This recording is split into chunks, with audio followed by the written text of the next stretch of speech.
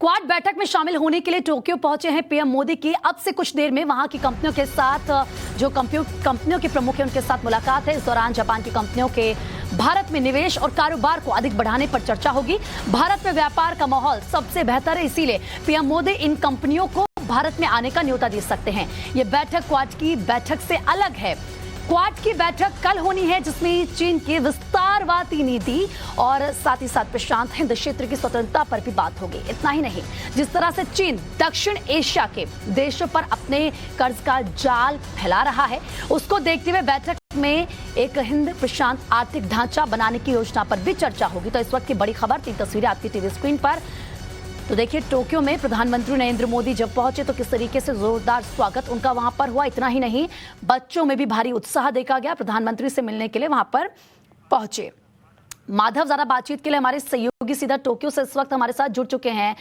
माधव, क्या कुछ अपडेट सबसे पहले ये बताएं। देखिए, इस वक्त प्रधानमंत्री मोदी जो बिजनेस लीडर्स है, बिजनेस डेलीगेशन के साथ उनकी जो मीटिंग है वो फिलहाल चल रही है और इसके तो थोड़ी ही देर बाद इंडिया पैसिफिक कोऑपरेशन की जो एक इकोनॉमिक कोऑपरेशन की जो एक फोरम की घोषणा की जाएगी, जहां पे यूएस प्रेसिडेंट भी उस मीटिंग में शामिल होंगे। साथ ही प्रधानमंत्री मोदी भी उस मीटिंग में भाग लेंगे।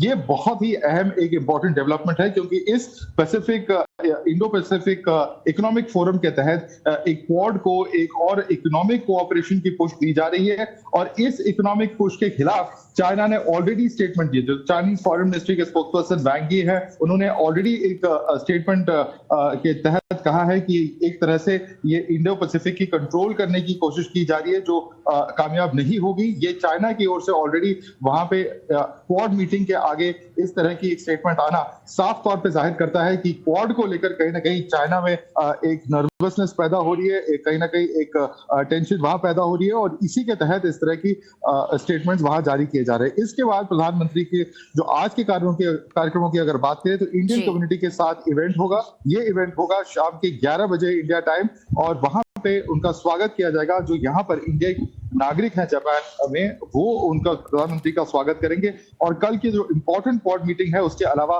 बायलैटरल मीटिंग्स तीनों देशों के नेताओं के साथ, के लीडर्स के साथ, चाहे ऑस्ट्रेलिया की बात करें, चाहे जापान की बात करें, चाहे यूएस की बात करें, बायलैटरल मीटिंग्स को भी बड़े इंपॉर्टेंट रूप में देखा जा रहा है, खासतौर से यूएस के साथ, क्योंकि जहां तक यूक्रेन की बात है, भारत और यूएस की पोजीशन यूक्रेन को लेकर अलग रही है।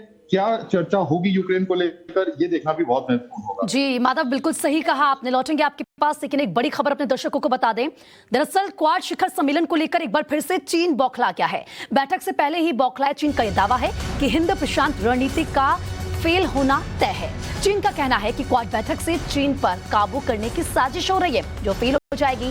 चीन के विदेश मंत्री ने यह आरोप लगाया है कि हिंद प्रशांत रणनीति के पीछे अमेरिका है जो चीन की घेरेबंदी की कोशिश कर रहा है। इतना ही नहीं, चीन का तो यह भी आरोप है कि अमेरिका दक्षिण एशिया के देशों को चीन के खिलाफ अपना मोहरा बना रहा है। चीन के विदेश मंत्री वांग का यह दावा है कि अमेरिका जानबूझकर इस साजिश के तहत ताइवान को भड़का रहा है और साथ ही एशिया क्षेत्र में शांति को खराब करना चाहता है। माधव, आप का रुख करते हुए, क्योंकि देखिए चीन बहुत गंभीर आरोप लगा रहा है और इस आरोप के पीछे कहीं ना कहीं चीन की बौखलाहट नजर आ रही है। बिल्कुल, चीन की घबराहट और बौखलाहट नजर आ रही है और साफ तौर पे नजर आ रही है क्योंकि अगर हम क्वाड की बात करें तो एक जो सबसे बड़ा कॉमन फैक्टर इन चारों देशों का है वो है चाइना के एक्सपेंशनिज्म के खिलाफ जो इन देशों ने अपनी आवाज उठाई है और कहीं ना कहीं ये चारों देशों के इंटरेस्ट को अफेक्ट करता है। चाहे सिंकाशो आइलैंड्स हो जो जापान को डायरेक्टली अफेक्ट करता है, ऑस्ट्रेलिया को डायरेक्टली अफेक्ट करता है, साथ ही में साउथ चाइना सी की अगर हम बात करें जहां पे चाइनीज एक्सपेंशन देखी जा रही है, ये भी जापान पे डायरेक्टली इसका प्रभाव है। और साथ ही साथ अगर ताइवान का मुद्दा हम देखें तो वहां पर भी इन सारे देशों ने अपनी चाइना की पोजीशन को लेकर अपनी पोजीशन बहुत साफ की है।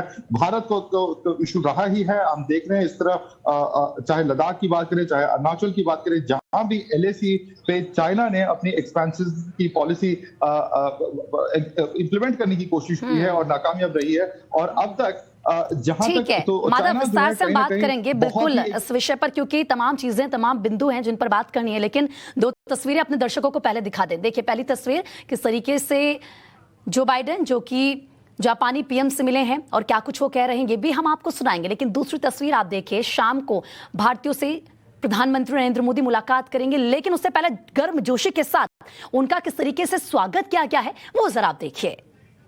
Sending a strong message about our willingness to defend a rule-based international order.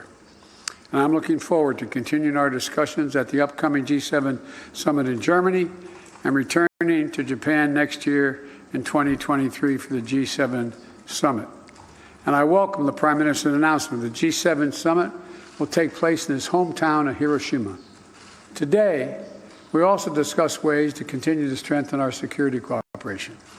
The United States remains fully committed to Japan's defense, and we welcome the opportunity to work more closely together in an increasingly challenging security environment. I applaud Prime Minister Kishida's determination to strengthen Japanese defense capabilities as well. A strong Japan and a strong U.S.-Japan alliance is a force for good in the region. तो Joe Biden को आपने सुना माधव साफ तौर पर, क्योंकि Joe Biden यहाँ पर बता रहे हैं कि किस तरीके से जापान को स्ट्रॉन्ग करने को लेकर, इसके अलावा जो सिक्योरिटी उसको लेकर बातचीत हुई, लेकिन चीन को लेकर दरअसल हम बात कर रहे थे। चीन का ये जो डर है वो इतना अब हम देख रहे हैं कि साफ तौर पर सामने आ रहा है, क्योंकि चीन भी कहीं समझ गया है कि जो उसकी विस्तारवादी नीति है और वो उसका जाल किस तरीके से बिछाता है ये पूरी दुनिया देख चुकी है। बिल्कुल, अपना जाल ही बिछाना ही नहीं, साथ ही में अपनी जो प्रभाव है वो अपनी सीमाओं के बाहर चीन कैसे फैलाना चाहता है उसका जो प्रयास चीन ने बार बार किए है, हर एक अपने बॉर्डर पे ये कोशिश की है, ये सामने आते हुए दिखा है। और कहीं ना कहीं चाइना की अगर हम बात करें तो इस तरह के क्वाड समिट से पहले जो mind games Chinese government play करती है वो साफ तौर पे दिख रही है। कुछ ही दिन पहले हमने देखा कि कैसे पैंगोंग लेक के पास एक ब्रिज के कंस्ट्रक्शन के फोटोज लीक किए गए थे। साफ तौर पे ये क्वाड के लिए एक संकेत था, भारत के लिए एक संकेत था। और अब जो ओपन स्टेटमेंट आ रही है कि ये जो नया ग्रुपिंग है पैसिफिक एंगेजमेंट इकोनॉमिक फोरम का, ये जो ग्रुपिंग है कामयाब नहीं हो पाएगी। कहीं ना कहीं उनकी बौखलाहट तो दिखाती है और इस तरह के माइंड गेम्स जो चाइना खेलती है ये पूर्व में भी इस तरह की चीजें कर चुकी है चाइना। लेकिन जो क्वाड की जहां तक ग्रुपिंग की बात की जाए, ये ग्रुपिंग आगे और कोऑपरेशन और एंगेजमेंट की ओर बढ़ती दिख रही है। और यही जो है सबसे इंपॉर्टेंट और सबसे अहम बात रहेगी कल की मीटिंग में कि वहां पे इससे आगे और क्या आगे रोड मैप होगी, उसके बारे में क्या चर्चा होती है। बिल्कुल माधव, आपने सही कहा, तस्वीर कल अच्छे से क्लियर होगी, लेकिन इसी के साथ तमाम ऐसे बिंदु हैं जिन पर देखना होगा कि क्या कुछ कहा जाता है। बहुत बहुत शुक्रिया माधव आपका तमाम जानकारी देने के लिए। और देखिए, पीएम मोदी के स्वागत के लिए पहुंचे लोगों के हाथों में धारा 370 हटाने के लिए धन्यवाद के पोस्टर भी दिखाई दिए। तस्वीरों में आप देख सकते हैं कि हाथों में पोस्टर लिए लोग भारत माता की जय के नारे लगा रहे हैं।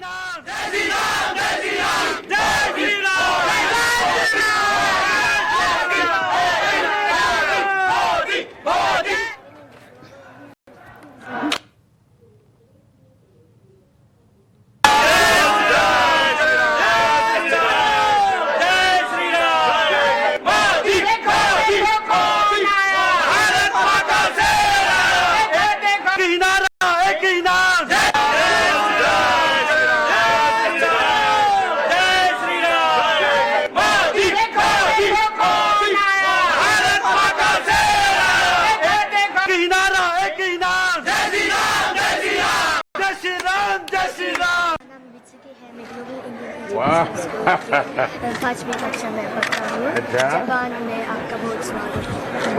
May I have your signature? May I have your signature, please? तो कहाँ से सीख लिया तुमने हिंदी? Yes, I learned. हैं? बहुत अच्छा जानते हो? वाह! वाह! और जापानी में क्या लिखा है? ये 3 भाषा लिख दी।